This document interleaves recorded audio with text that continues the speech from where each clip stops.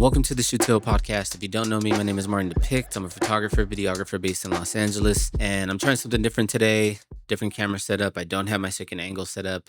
I'm not using my podcast arm. I just wanted to get a little further from the camera, and also I'm putting together gear for a 2-week shoot that I have coming up. So I'm trying to get ready for that, make sure that I have all the lenses and everything, all the batteries are charged. So it's a little bit of getting ready, and then also not wanting to overcomplicate things and make things a little harder for me leading up to that. So before we get into the podcast, I do want to mention an update. So over the last couple of weeks, I've been reviewing the Insta360 Luna Ultra and the DJI Pocket 4P. I don't think that they've been much of reviews of the product themselves, less talking about the quality of picture that they capture and anything like that. More of just the fact that one has just seemed to give me more problems than the other. The Insta360 Luna Ultra has been overheating on me. I've not been able to get it to record longer than 30 to 50 minutes. Over the last couple of videos, I've been responding to everyone's comments, seeing everyone's feedback, and I understand that there are people that choose sides here, like maybe it's the product that you bought and you don't want to, feel some type of way about the purchase that you made, or you've supported this brand for however many years. And I've been there. I know what it's like. Like, I'm a Canon shooter, and I think Canon and Sony have been pitted against each other for so many years. And so I know the feeling of wanting to like back the brand that you are with and that you've spent and invested all this money into. So I get it. I get the divisiveness of the videos that I've been making. At the same time, in my most recent video, I did say that I don't think that I'm asking too much of these cameras. Like, I can record on this Insta360 Nano for an hour and not have any issues. So I don't think that I'm asking too much of the camera when I ask it like, hey, record me for an hour, or track me as I'm shooting or as I'm walking around, because I do think that most people are going to get these cameras and set them up as BTS cameras and just capture content while they're getting other work done. That said, the results of the tests that I've been doing with the cameras have not been great for the Insta360 Luna Ultra, and I've gone back and forth with Insta360. They've agreed to send me a replacement. I've sent mine back. I'm just crossing my fingers that the new one that I get in doesn't give me any more issues. I do plan to do 2 more tests, and based on the results of those 2 tests, I will give my final thought on who I think these cameras are for. I have an idea already, and I don't think my opinion is going to change, but there is a chance that the results of this test could sway it a little bit. So I'm hoping that I don't have any more issues, but the latter is that it is not able to record in the same conditions and it still gives me the same issues. And if that's the case, then I can't properly sort of like compare this camera to the DJI Pocket 4P. So yeah, it's weird. And I will say, in my first impressions video with the Insta360 Luna Ultra, I took it to a museum. I shot for it for like 4+ hours. I was doing small clips and it did great. I was shooting in standard color. I wasn't doing D-Log, but I was shooting in 4K 30. It did great. I didn't have any issues with it. And I think if you're a shooter that doesn't plan to, do any talking headshots or record for a long time, I think it's a good camera. At the same time, the reliability issue is still an issue, and I'm just hoping that they can fix it. But yeah, I just wanted to give you guys a quick update. I'm waiting on the exchange back from Insta360. I should have it in within 2 weeks. So hopefully as soon as I get that, I'll work on another video for you guys. But yeah, and thank you for everyone that has watched those videos and has commented and subscribed since then. It's been great to just sort of like share my experience, and that's really all that this is my experience. Initially, I wanted to just do a base comparison between the 2 cameras, but when I set both cameras down to record that talking headshot and I noticed one could last and one couldn't, that was the moment that I decided to start sharing this experience. And I think because of my experience, I am sort of like seeing that there's other people having the same issues, and it's good to know that I'm not the only one, and this could be a bigger issue than I even thought it was. But yeah, anyway, let's go on with the podcast. In today's episode, I want to talk about AI, but not just sort of AI as a whole. There's this idea of the AI gold rush. And it's something that I've heard over the past 2 or 3 years. It's the concept that the next couple billionaires are going to be made with the help of AI. And I want to talk about it because I do believe that there's a couple caveats when it comes to getting rich or like trying to take advantage of AI while you still can. Because there is not a lot of regulation. It is very much the Wild West, which I've said before on the podcast that there's not a lot of regulation. There's not a lot of laws yet pertaining to AI. The first set of laws are like really passing this September here in California, in Illinois, in the UK. We're passing AI transparency acts, which is great. We get to the people who live in those states will get to know and will AI content will clearly be labeled as AI content as it should be. I think that that's only the beginning. And through this continued regulation, just like the original gold rush, it's gonna be harder and harder to find like the actual nuggets of opportunity that you can do with the AI. And first, I just want to mention my experience with AI. So I have tried to build my own model, training it on my own photos. I've tried to do it locally because I don't really trust any other big entity to upload my images to, and I learned a lot. I ran a WGAN for about 8 months, which was about almost 500,000 epochs. I know that those terms you guys probably don't understand a lot of it if you guys have never messed with building a model or anything like that. But I basically trained my model for 500,000 sessions and like training it on the same set of images, trying to create new images from the images that I had already shot and taken. So like I wanted my AI model to sort of like differentiate clothes, skin, faces, poses, location, whether it was shot in the sun, whether it was shot in at with flash, things like that. So I wanted to just sort of see how much I can do with it. And after 500,000 epochs, or I didn't even get to 500,000 epochs. It was really like just under, I would say like 460 something. So 460 something thousand epochs that I ran. I sort of realized after seeing the results that I was getting after 8 months of work that there's no way for me to keep up with these bigger companies that are able to get results almost instantly because of all the power, all the memory, all the RAM, all the storage capacity that they have, all the huge amount of data that they're able to take into their sets, into their data sets is it's way more than how I can even like imagine and fathom.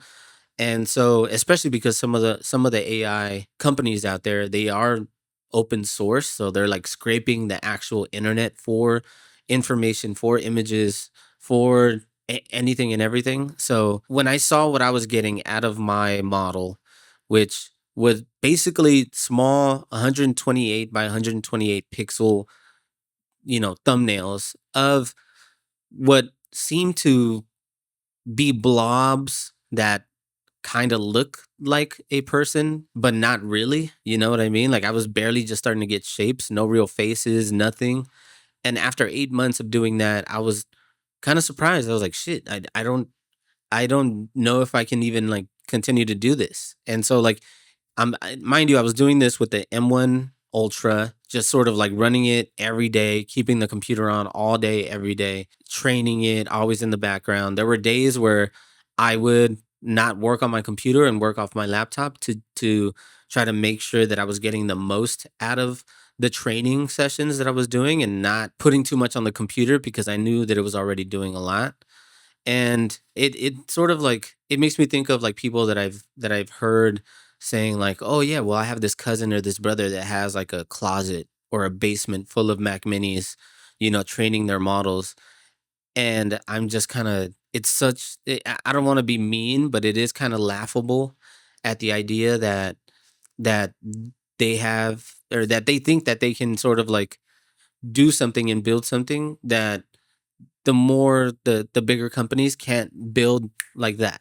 It's so it's so crazy to me. This idea of this gold rush, back to the gold rush, it's this idea that we haven't been able to do things before, or people that don't know how to develop apps or create software or know how to code.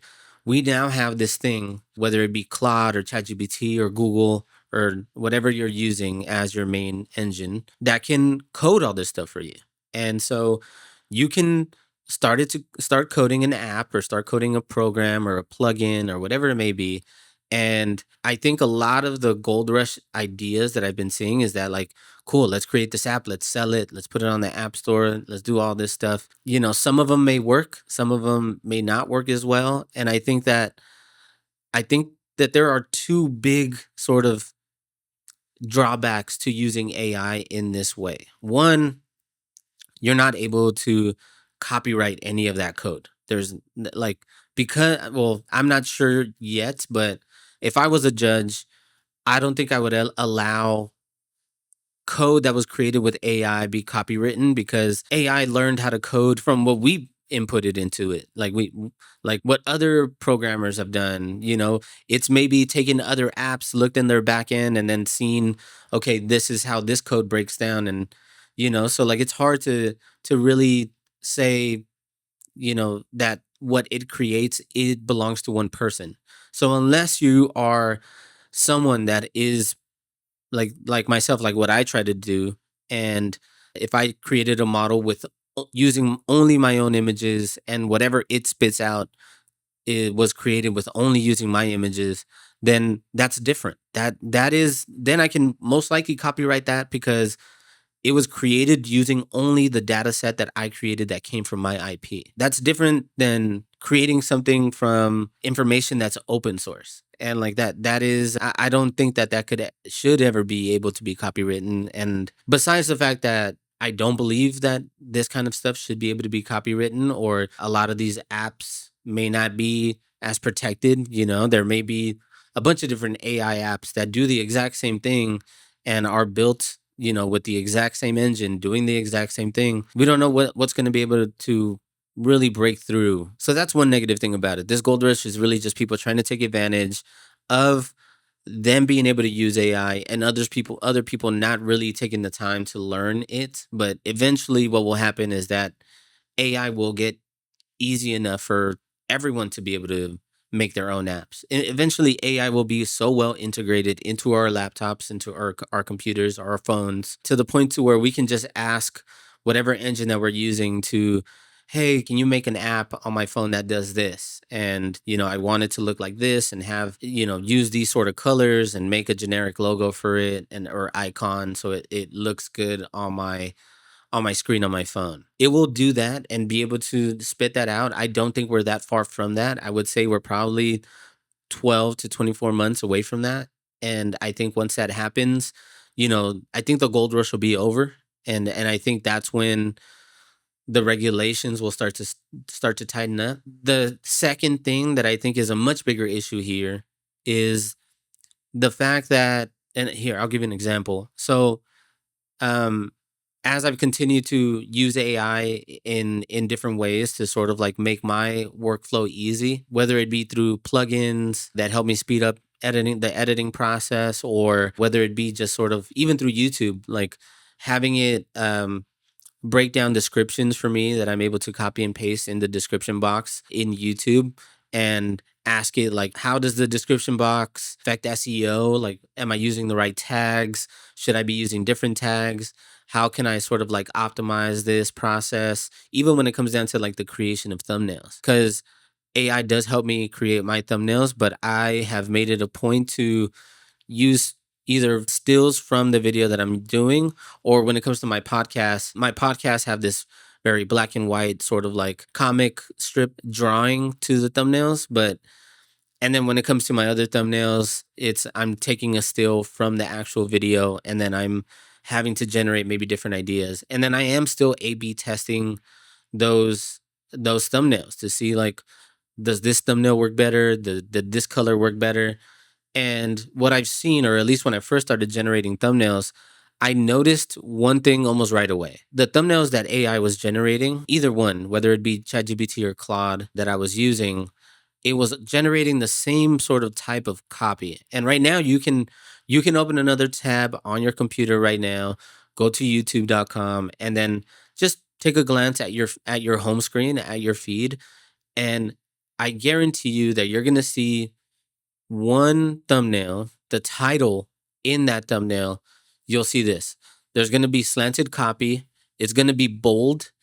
You'll see, one white line of text and then one big bold yellow line of text. And most likely that yellow line of text is going to be in this like brushstroke font. Like it's just sort of, or it almost looks kind of messy, or what AI thinks is sort of like a messy font. That to me, when it started spitting that kind of stuff out, I was just kind of like, hey, why do you keep doing this? Why do they all look the same? It basically told me, based on the best performing thumbnails, this is what the output is. So, the best performing thumbnails do have a pop of yellow. They are using big bold text, maybe in that weird font. And the dangerous part about that, maybe not so dangerous, but the bad thing about that is that if it's constantly pulling from the top thumbnails, right? And let's say that AI starts producing thumbnails that look just like the top thumbnails. Eventually, the top thumbnails will be mostly created by AI. So we'll sort of AI is going to start pulling from content that it already created, and we'll sort of be stuck in this like weird cycle of like not necessarily pushing ourselves to do anything much more creatively. So what I did with my AI is I sort of went back and forth with it and had conversations about color theory, how I think color matters in in graphics. It's stuff that I learned in college. Using complementary colors, maybe accent colors to really make things pop on the sides, stuff like that. But I think the biggest thing was that, you know, let's let's not sort of like stick to one thing. Like, give me one option of what might be, the control of what compares to those 10, but then also give me two more options of that's completely different. Like, color theory matters. Always using yellow to me is a little weird, because yellow to me, it's this hazardous color. It's very bright. It's supposed to be eye catching. It's supposed to be like warning, which makes sense. But when you pair yellow with red, then you start to get hungry. Or you pair yellow with blue, and then that's supposed to then signify energy. So the aspect of color theory is very important. Like, even when it comes down to movies, red and black has or even when red, white, and black has always been sort of like a horror movies. I just think I think of 28 Days Later. I think of stuff like that. And then also, like, in on the different aspect of the same genre of horror, there's like black and like dark blue, almost like wanting to like depict, darker shadows or something, or like a cold night, and that kind of stuff. I think, like, as a graphic designer, and what I've learned through my experiences, it does matter. Whenever I'm sort of generating thumbnails, I'm not giving it one prompt and then using whatever it spits out. It's a process, and I think that process is great to go through, because the more that you go through that process with whatever engine that you're using, the more that it's learning from your specific needs, and I think in the long run it'll end up being better for you. But yeah, getting back to the second issue, or the larger issue at hand, having AI generate content or generate assets, and then having those assets be something that performs so well that AI starts to pull from that best performing data set, which ends up being a data set that was mostly purely created by AI. It just puts us in this loop. And there is a good chance that graphic design trends will sort of not change as much. Like, I think, like, the idea of graphic design trends, at least from when I was in school, like, people were already trying to see what the trends would be like 5 years out. Like, what fonts are people going to be using 5 years out? What colors are going to be more prominent? And I think the introduction of AI causes that to be a little stunted, it's going to be harder for us to actually break out of those trends. So if you are using AI for any type of creative assets, I think make a conscious decision to keep things evolving. It's just like I think like it things will get kind of sad if we start letting it sort of like dictate, you know, what colors work best and stuff like that. And I think that it's sort of like if you're a videographer, you know, dictating like how to color grade images, you know, like because everything sort of conveys an emotion. So like if you are, you know, if you want it to be a little bit more teal and orange, that conveys a certain mood. If you want it to be a little darker and contrasty, that conveys another mood. If you want it to be warmer or cooler, those all convey different moods. And I think that that is important for us to sort of like actually take into account when creating assets with AI. Now, one thing that I say about this is that like I'm very much against using AI for the whole creative process.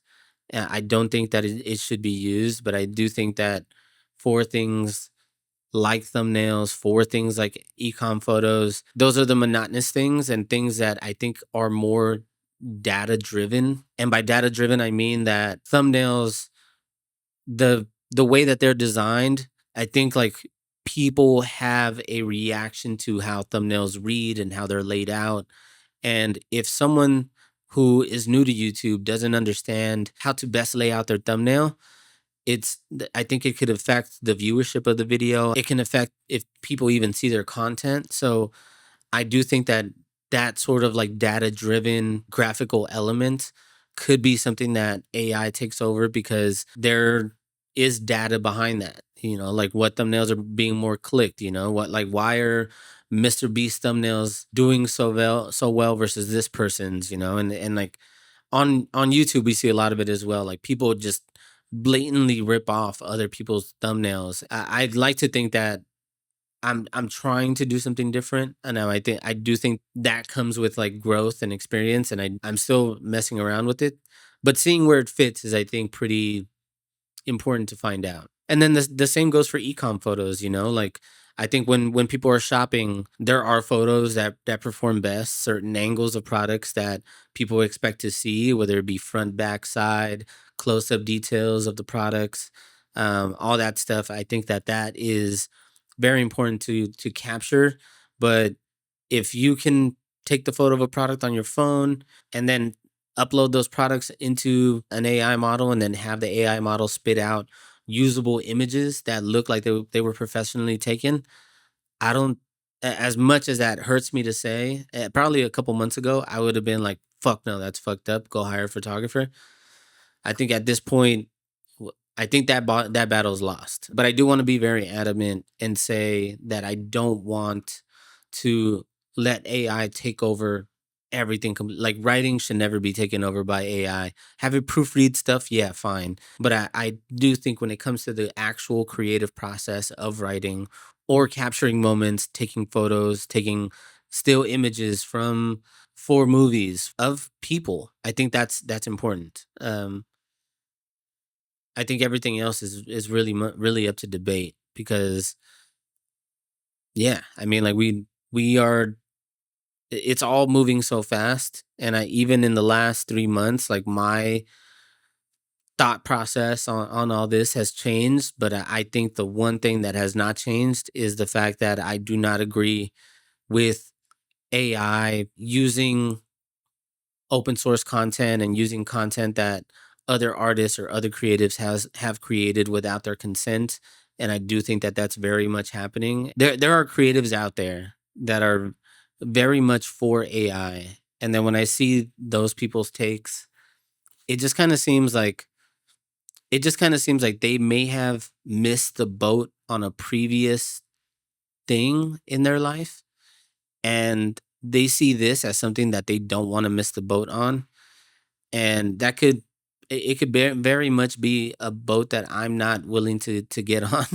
Don't let AI take too much of the creative process because at the end of the day, you know, the what makes art so personable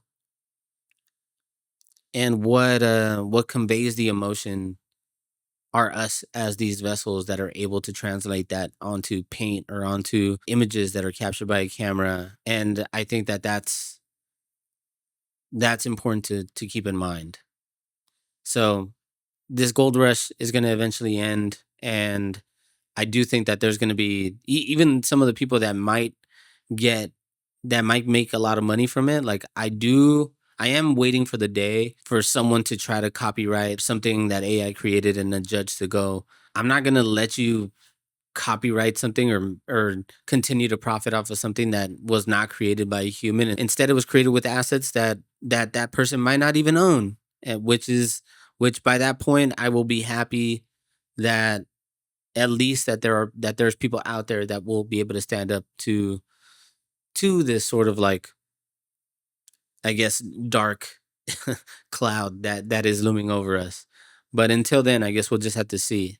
I do think that AI is here. It's not going to go anywhere, but I do think that it should be used responsibly, which not a lot of people will do and have been doing. I think that it's people are reckless. People have done really shady shit. We've seen deep fakes of people and just horrible stuff online. And I think that that's sort of like, it's like trusting someone with a weapon. Like we don't know what people are capable of until they have it in their hands. And I think that we're able to see how much more bad people are doing with it than good. Yeah, I think that's sort of like the worst case scenario here. So yeah, there's a lot more that I want to say, and I do want to eventually make a follow up on that last AI video. How people are actually using it in the real world is kind of crazy, but this is the future that we're living in. Next week I'm going to be shooting, but I do have a video that I'm working on now. Just to quickly go into that real quick. So I've been recording sort of like bits and pieces of my life over the last couple years. And I think the purpose of that was for me to get more comfortable with the camera in my hand in front of people. And it's taken me a while to really like build up that confidence to just like film in front of people. But I think the more that I did it, the easier it got. And I'm really grateful that I was able to do that because it's led me to capture moments of my personal life, but then also of my fiance and our relationship. And I'm just grateful to have a lot of those memories recorded. But last year we went to Complex Con, and with Complex Con coming up this year, I thought, you know what, I never got to release any of that footage. And so I'm just gonna sort of release it as just sort of like a POV, just me walking through the convention, eating some food. It's not really, there's not a lot of me in it. It's really more just me capturing stuff and not a lot of talking at all. But I do think it'll be cool to just sort of like share that kind of stuff. All of it was shot on the Canon R1. It was fun to just sort of like experiment with stuff. And I think over the last couple of years, I have experimented with different cameras, vlogging, whether it be with bigger cameras, with the pocket cameras, with the Action 6 now. It's all sort of fluctuated, and I'm just grateful for the fact, to be able to do it for fun. Because that's all it's for. It's I'm capturing this content for fun. I'm not getting paid for it or anything yet, but it has been fun. But I do want to say, when you do take like a big camera into a restaurant and they see that you're recording, if they allow for you to record in their restaurant, you do get a little bit better service. So it's nice. The more professional you look, I guess, with your gear walking into some place, it's it's kind of crazy how different that they treat you. But yeah, that video is coming out next week, and then I will also be uploading the video of the last two tests with the Insta360 Luna Ultra as soon as I get my replacement from Insta360. So I'm excited for that. I'm excited to share those results finally and just sort of like close the book on that. But I still want to do a bunch more videos on the Pocket 4P. I still don't feel like I gave it its full sort of like breakdown on what it can do or what I feel like it can do. So honestly, I never really thought of myself as breaking down like products or tech products, but it's been really interesting to just sort of like get your guys' feedback. And if this is, what people want to see, I guess I can figure out a way to do it in my own way and in a way that I feel is honest to me. I never want to be someone that does this and loses myself in this. So, there's still going to be a bunch more vlogs. I am going to be filming during my shoot to capture more content, but then also we have other stuff planned, like we have Camp Flognaw still at the end of the year. Luna and I have an engagement anniversary coming up, so that's going to be fun to see what we end up doing. So it's a lot to look forward to, and I'm excited. Thank you guys for watching. If you made it this far, appreciate everyone. If you've liked and subscribed, if you haven't liked and subscribed, please like it and subscribe. But other than that, I'll see you guys next Monday. But until then, keep shooting. Peace.